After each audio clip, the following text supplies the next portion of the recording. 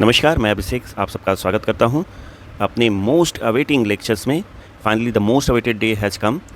Students की तरफ से लगातार ये डिमांड आ रही थी कि सर लाप्लास ट्रांसफॉर्म पे कोई लेक्चर आप दीजिए।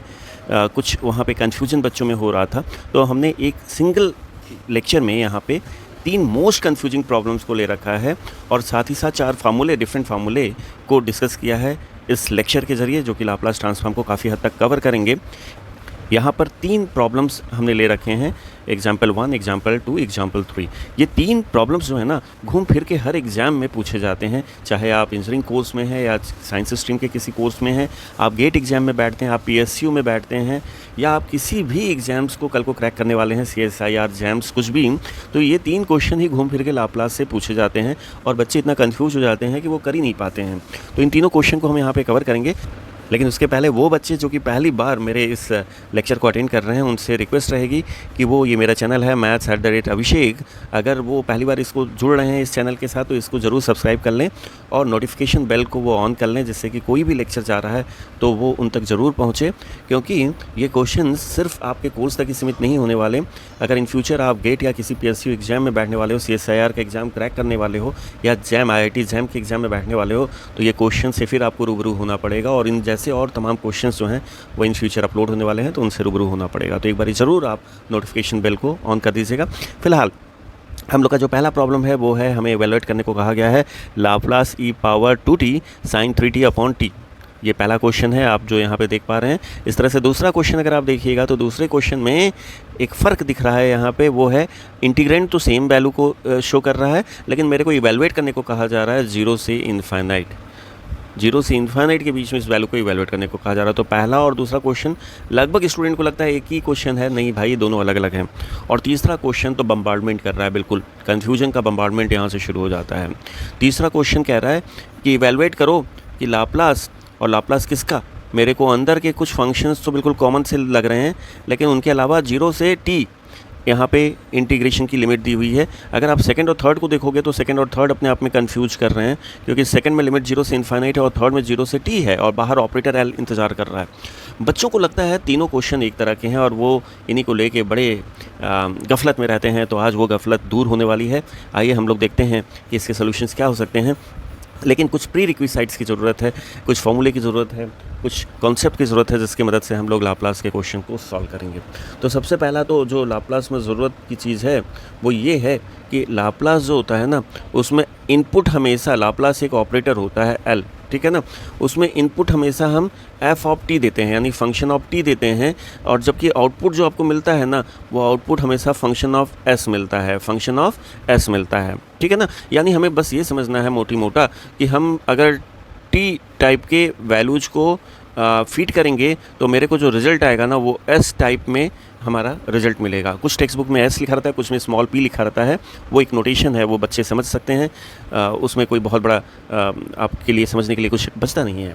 तो हम लोग इस चीज़ को अगर समझ जाते हैं तो लाप्लास का पहला जो पॉइंट होता है, जहाँ से हम लोग स्टार्ट कर सकते हैं जर्नी, वो होता है लाप्लास का डेफिनीशन। लाप्लास का डेफिनीशन क्या होता है कि आप ऑपरेटर L जो है किसी फंक्शन f(t) पे लगाओगे तो वो हो जाएगा 0 से इनफाइनाइट।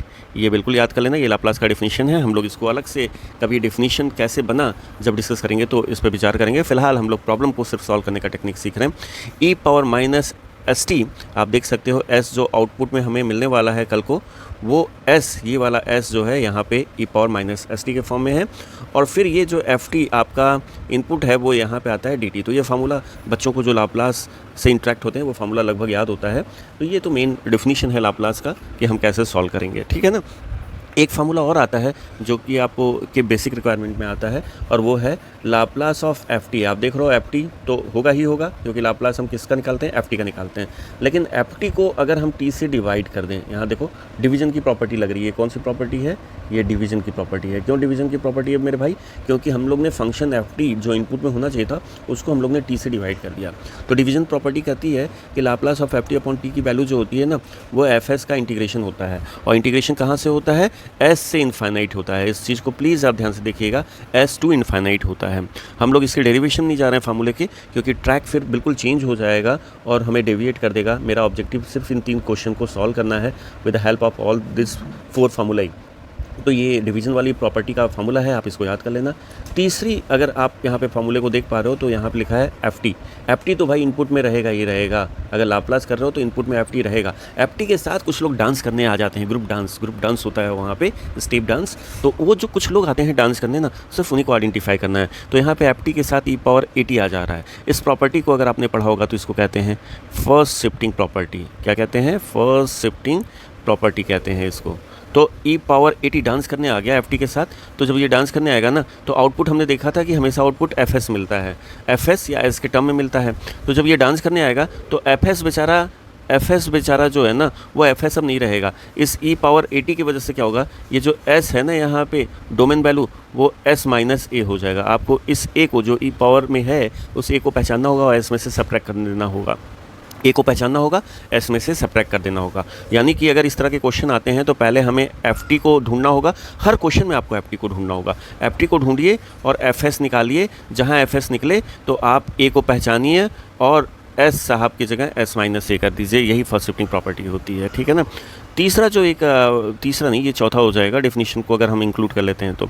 ये चौथा जो प्रॉपर्टी है वो भी लाप्लास है, लेकिन लाप्लास केवल एफ टी का नहीं है। जैसा कि हम लोग ने बेसिक लेवल पे सीखा था कि लाप्लास एफ टी का निकाला जाता है। यहाँ भी कुछ लोग डांस करने आ रहे हैं और ये साहब जो आ रहे हैं डांस करने, ये इंटीग्रेशन के फॉर्म में आ रहे हैं। लेकिन सरप्राइजिंगली इस इंटीग्रेशन की लिमिट जो है वो 0 से इनफाइनाइट नहीं है, जैसा कि हमने डेफिनेशन में देखा था वो 0 से इनफाइनाइट था।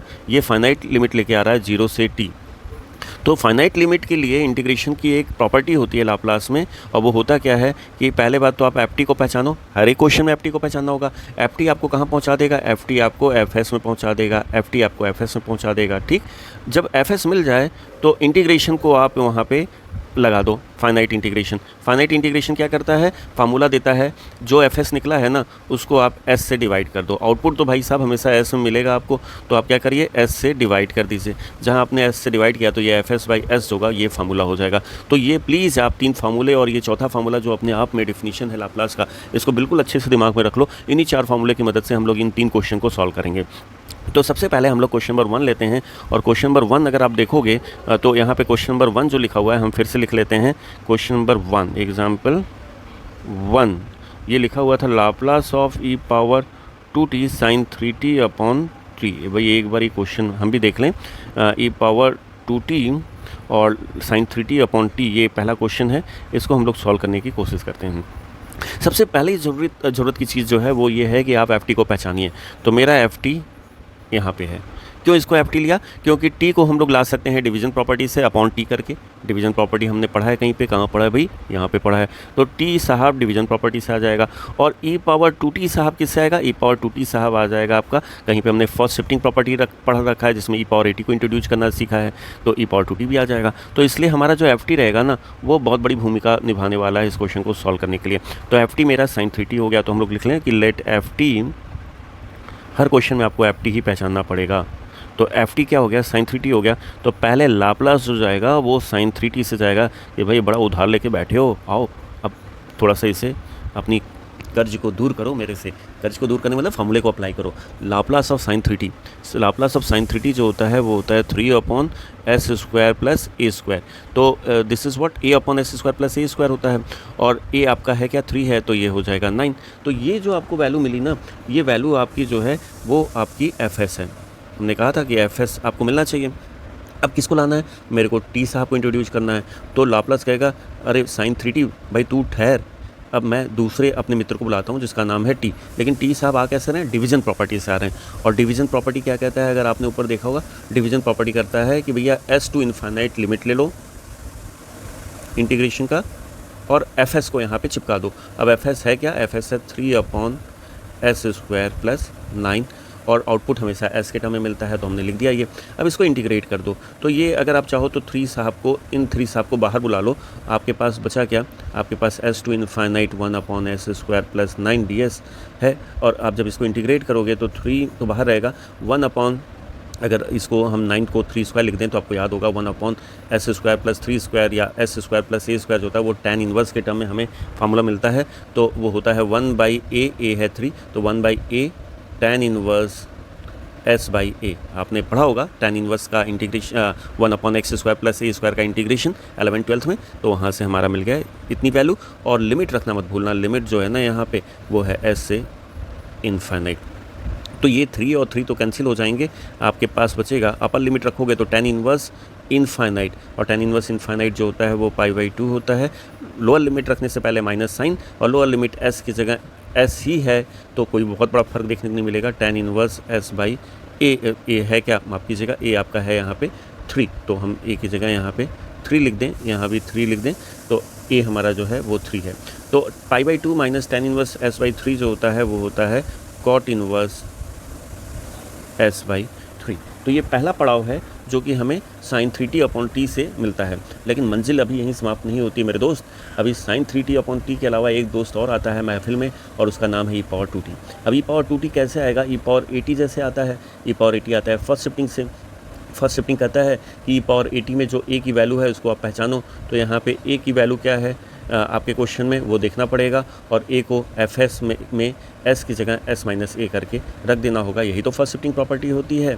तो हम लोग यहाँ पे क्या करेंगे, हम लोग यहाँ पे अगले चरण में जाएंगे और लाप्लास sin 3t/t के साथ साथ e⁻²t को अब इंट्रोड्यूस करने जा रहे हैं by first shifting property of Laplace transform. तो फर्स्ट शिफ्टिंग प्रॉपर्टी कहता है कि हम आपको fs-a देंगे, और a की वैल्यू यहाँ पे है 2। आपने अभी तक जो निकाला, जो लास्ट आपका हॉल्ट था, पड़ाव था, वहाँ पे हम लोग ने जो लाप्लास निकाला है ना, ये वो हमारा पता है कि आउटपुट हमेशा क्या मिलता है, हमें fs मिलता है। देखो आप, हमेशा आउटपुट जो मिलेगा वो s का फंक्शन मिलेगा और उसका नाम fs होगा। ये शुरू में ही बात किया था। तो मेरा यहाँ पे भी जो हम वैल्यू है वो क्या है, जो भी निकला है अभी पीछे वाले पड़ाव तक, पीछे वाले स्टॉपेज तक, वो fs होगा। तो आपको s की जगह केवल और केवल क्या करना है, s-a रख देना है, और ये फर्स्ट शिफ्टिंग हो जाएगा। तो आपको s जहाँ जहाँ है सिर्फ यहाँ पे है, इसके जगह पे s-2 रख देना है। कॉट इनवर्स s-2 अपॉन ये भाई देखो डोमेन s-2 था, पहले s था, अभी s-2 रखना है, तो s-2/3 रख दिया। ठीक पीछे जो हमें रिजल्ट मिला हुआ है। तो मेरा ये आंसर हो गया पहले क्वेश्चन का। तो मेरे ख्याल से यहाँ पे किसी को दिक्कत नहीं हुई होगी। 1 बाई 1 हम लोग ने देखा, समझा और किया, और धड़ाम से हमारा रिजल्ट हमारे सामने आके गिर पड़ा। अब क्वेश्चन नंबर 2 पे जाते हैं। क्वेश्चन नंबर 2 में अगर आप देखोगे तो इंटीग्रेंड तो सेम है, लेकिन आपका लिमिट जो है वो 0 से इनफाइनाइट है। तो भाई यहाँ पे आते हैं क्वेश्चन नंबर 2 में, उसका सोल्यूशन ऑफ क्वेश्चन नंबर 2। 0 से इनफाइनाइट हमें इवेलुएट करना था e⁻²t sin 3t/t dt, ये इवेलुएट करना है मेरे को। तो आपसे अगर हम पूछें कि क्या लाप्लास ऑफ sin 3t आपको पता है और लाप्लास ऑफ sin 3t/t आपको क्या पता है, तो आप कहोगे हाँ, अभी थोड़ी देर पहले तो आपने निकाला लाप्लास ऑफ sin 3t/t। तो अगर ये क्वेश्चन सेकंड वाला आता है तो फर्स्ट क्वेश्चन की तरह आप लाप्लास ऑफ sin 3t/t जो आपने निकाला है कॉट इनवर्स, यहाँ तक तो आप निकाल लेना। तो हम चूँकि पीछे मेहनत कर चुके हैं तो हम डायरेक्ट लिख देते हैं कि we know that sin 3t Laplace of sin 3t/t कोई नया चीज़ नहीं है भाई साहब, ये है क्या, कॉट इनवर्स s/3 है। ये आप पीछे से देख लीजिएगा, ये आपके लिए होमवर्क है कि कैसे यहाँ तक पहुँचें। यहाँ तक जब पहुँच गए तो अब देखो लिमिट जो है 0 से इनफाइनाइट है। आपके पास 4 फार्मूले हैं और चारों फार्मूले पे नज़र दौड़ाओ और बताओ 0 से इनफाइनाइट आपको कहाँ मिल रहा है। तो बच्चा सिर्फ एक ही जगह उंगली रख के आएगा एग्जाम में कि सर पहला वाला जो फार्मूला है ना, वहीं पे 0 से इनफाइनाइट दिख रहा है। तो भाई साहब वो है क्या, वो है डेफिनेशन लाप्लास का मेरे प्यारे बच्चों। तो यहाँ पे लाप्लास ऑफ ये फंक्शन, अगर आप इसको लाप्लास के डेफिनेशन से डालोगे तो लाप्लास कहता है 0, लेफ्ट हैंड साइड को देखो, लाप्लास का डेफिनेशन 0 से इनफाइनाइट e⁻−st, और लाप्लास कहता है कि भाई जो भी मेरे को डोमेन में दोगे ना, आप डेफिनेशन देखो यहाँ पे ध्यान से, लाप्लास कहता है जो भी आप यहाँ पे डोमेन में दोगे, वो हम फार्मूला जब लिखेंगे तो e⁻−st के बाद ये वाला जगह है, इसी जगह पे हम इसको चिपका देंगे। तो 0 टू इन्फाइनाइट e⁻−st तो लिखोगे ही लिखोगे, dt भी लिखोगे आप, लेकिन ft को यहीं पे बीच में आप चिपका दोगे। तो मेरा जो ft है लाप्लास ऑपरेटर में वो है क्या, ज़रा देखना पड़ेगा। मेरा जो ft है वो लाप्लास ट्रांसफॉर्म में ये भाई साहब है ft के रूप में। तो 0 टू इन्फाइनाइट e⁻−st तो रहेगा, और ft को हम लोग पूरा का पूरा यहाँ पे चिपका देंगे। तो ये साइन है भाई मेरे, sin 3t/t जो है वो ft के फॉर्म में आ गया और dt आ गया। ये तो हो गया लेफ्ट हैंड साइड, और राइट हैंड साइड जो है कॉट इनवर्स s/3। भाई ये हुआ कैसे, ये हुआ बाय डेफिनेशन, बाय डेफिनेशन। अब ज़रा देखें कि मेरा रिज़ल्ट क्या कह रहा है और हम उस रिज़ल्ट से कितने दूरी पे खड़े हैं। अगर आप कंपेयर करोगे अपने रिज़ल्ट से तो 0 से इनफाइनाइट आपको निकालना था, आपने 0 से इनफाइनाइट लिख रखा है। sin 3t upon T, sin 3t upon T dt भी आ गया। सिर्फ यहाँ पे जो लिखा है e पावर 2t वो यहाँ पे e पावर माइनस st लिखा है। तो अगर आप इन दोनों को आप थोड़ा सा अगर कंपेयर करोगे तो आपको माइनस एस की जगह क्या दिख रहा है, माइनस एस की जगह 2 दिख रहा है, यानी यहाँ से एस इजिकल टू क्या आ जाएगा, -2। अगर हम किसी तरीके से एस की जगह यहाँ पे -2 चिपका दें तो मेरा ये रिजल्ट जो है बिल्कुल वैसे ही आ जाएगा जो मेरे को इवैल्यूएट करने को कहा गया है। तो हम लोग करने क्या जा रहे हैं, एस की जगह -2 हम रखने जा रहे हैं, ठीक ये ऊपर वाले रिजल्ट में। तो 0 से इनफाइनाइट हो जाएगा और ई पावर जहाँ एस की जगह -2 रखोगे तो 2t हो जाएगा और sin 3t हो जाएगा अपॉन t हो जाएगा, dt हो जाएगा। तो भैया एस की जगह -2 तो हर जगह दोगे ना, तो cot inverse left hand side में भी दे दो -2 अपॉन 3 और ये मेरा दूसरा आंसर हो जाएगा। मेरे ख्याल से बच्चों को ये बात समझ में आ रहा है, कितनी आसानी से हम लोग के रिजल्ट बाहर निकल के आ रहे हैं। तीसरा क्वेश्चन है ना, वो तो बिल्कुल सर खपाऊ और सर दुखाऊ क्वेश्चन है। तीसरे क्वेश्चन में लाप्लास तो निकालना है और अंदर के वैल्यूज अगर देखोगे तो लगभग मेरे भाई सब कुछ सेम है, एज इट इज़ है जैसे पीछे था, लेकिन यहाँ पे लाप्लास ऑपरेटर के अंदर एक 0 से t भी आ गया, फाइनाइट लिमिट आ गया। इंटीग्रेशन का इनफाइनाइट लिमिट नहीं है, ये फाइनाइट लिमिट है। तो सॉल्यूशन फॉर थर्ड क्वेश्चन एक बार लिख लेते हैं। ये कह रहा है लाप्लास निकालो भाई मेरे 0 से t और e पावर 2t निकालो, sin 3t निकालो अपॉन t निकालो, ये सारे वैल्यूज़ निकाल के मेरे को बता दो। तो आप फिर से देखो, क्या आपको sin 3t का लाप्लास निकालने आता है? आप ऊपर कहीं निकाले हो। क्या आपको sin 3t अपॉन t का लाप्लास निकालने आता है? ये भी ऊपर आपने निकाला है, कहाँ निकाला है आपको दिखाई देते हैं, दो बार यूज़ किया है। sin 3t अपॉन t का भी लाप्लास आपको आता है। क्या आपको e पावर 2t और sin 3t अपॉन t का आता है? हाँ जी, अभी निकाला है फर्स्ट शिपिंग प्रॉपर्टी से और वो आया है कॉट इनवर्स s-2 अपॉन 3। तो हम लोग जो अब तक निकाल चुके हैं पीछे की मेहनत से, वो आप फिर से होमवर्क कर लेना, इसको कॉपी पेस्ट ही करना है भाई। तो वो क्या निकला था अब तक जो हम लोग ने जर्नी या अपना सफ़र तय किया है वो e power 2t sin 3t upon t तक किया है और वो आया था कॉट इनवर्स s-2 अपॉन 3, ऐसे ही कुछ आया था। ज़रा देख लेते हैं हम। आजा कौन सा? देखो आप यहाँ पे ये वैल्यू की हम लोग बात कर रहे हैं s-2 अपॉन 3, बिल्कुल वही वैल्यू को हमने यहाँ कॉपी पेस्ट कर दिया। अगर आप फिर से ये क्वेश्चन फ्रेश तरीके से आता है तो इसको सॉल्व कर लेना। तो भाई साहब मेरा जो fs है ना वो ये है, जो भी आपको आउटपुट मिलेगा हमेशा वो फंक्शन ऑफ एस ही होगा। अब मेरे को एक नए भाई साहब को लाना है 0 से t, तो हमें जो क्वेश्चन पूछा गया है वो 0 से t को इंट्रोड्यूस करने को पूछा गया है, किसमें, e power 2t sin 3t upon t में इंट्रोड्यूस करने को कहा गया है एक इंटीग्रेशन को। और इंटीग्रेशन की लिमिट क्या है, फाइनाइट लिमिट। तो फाइनाइट लिमिट वाले इंटीग्रेशन के लिए एक प्रॉपर्टी, एक फार्मूला आपको लिखवाया था, वो चौथा और आखिरी फार्मूला था। 0 से t जो कुछ भी आपके पास डोमेन में है वो आपको क्या कर देगा, fs अपॉन s पे पहुंचा देगा। fs कहाँ से मिलता है, fs हमेशा ft से मिलता है। तो आपका ft क्या होगा, ये अंदर का पूरा जो खुराक आपने दिया है ना वही आपका fs होगा। अब नई चीज़ क्या है मेरे लिए यहाँ पे, जो आप फाइनाइट इंटीग्रेशन को लाओगे 0 से t तो वो आपको 1 अपॉन s दे देगा। तो हम fs अगर मिल जाता है मेरे को तो अपॉन s कर देंगे, बस हो गया इंटीग्रेशन। तो फार्मूले को अगर थोड़ा ध्यान से देखोगे तो सब कुछ फार्मूला कहता है, यानी कि मेरा जो fs है उसको अपॉन s केवल, इसको अपॉन s केवल करना है और ये हो जाएगा। तो fs मेरा आया क्या था, अगर पीछे देखो कॉट इनवर्स आया है और s-2 अपॉन 3 आया है। भाई यहाँ तक की जो वैल्यू आपने सॉल्व किया उससे यही तो आया है। ये अपॉन, चूँकि हमने इंटीग्रेशन को इंट्रोड्यूस किया यहाँ पे तो अपॉन s हो जाएगा, तो अपॉन s कर दें। ये मेरा आंसर हो गया।